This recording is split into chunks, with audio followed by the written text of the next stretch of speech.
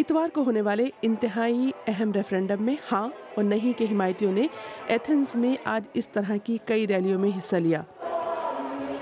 इस रेफरेंडम में अवाम यूनान के लिए बेल आउट पैकेज की शराइत को मुस्तरद करने या कबूल करने का फैसला कर रहे हैं। ये फैसला यूरोपीय यूनियन के मुस्तकबिल के लिए इंतहाई अहम समझा जा रहा है।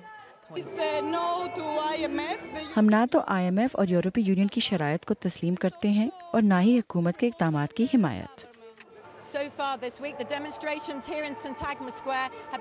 इस हफ्ते अभी तक तो सिंटेगमा स्क्वायर में ये मुजाहिरीन पुरजोश लेकिन पुरअमन है। इतवार को रेफरेंडम से पहले यूनान राय की बुनियाद पर मुनक़सिम नजर आया और यहाँ 2 साल पहले की तरह झड़पों के खतरात भी महसूस किए जा रहे हैं। लोग जज्बाती हैं, हमें बता रहे हैं कि उनके लिए अपने मुल्क के मुस्तकबिल से ज़्यादा कोई और चीज़ अहम नहीं। हुकूमत के बकौल सिक्योरिटी उनके कंट्रोल में है, लेकिन मईशत के बारे में क्या ख्याल है? यूनान के वज़ीर ख़जाना इंतहाई यकीन से कह रहे हैं कि यूनान के अवाम बेल आउट पैकेज की शराइत के ख़िलाफ़ यानी नहीं की हिमायत करेंगे और ये कि ना कहने का फ़ैसला एक बेहतर बेल आउट पैकेज की गारंटी होगा।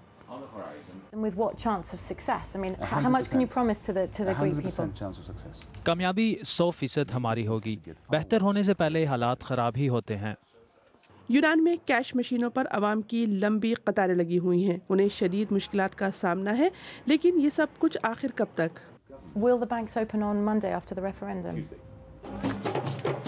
हुकूमत चाहे अवाम का एतमाद हासिल करने की जितनी भी कोशिश करे, हकीकत यही है कि यूनानी अवाम की मुल्क के बारे में परेशानी बढ़ रही है।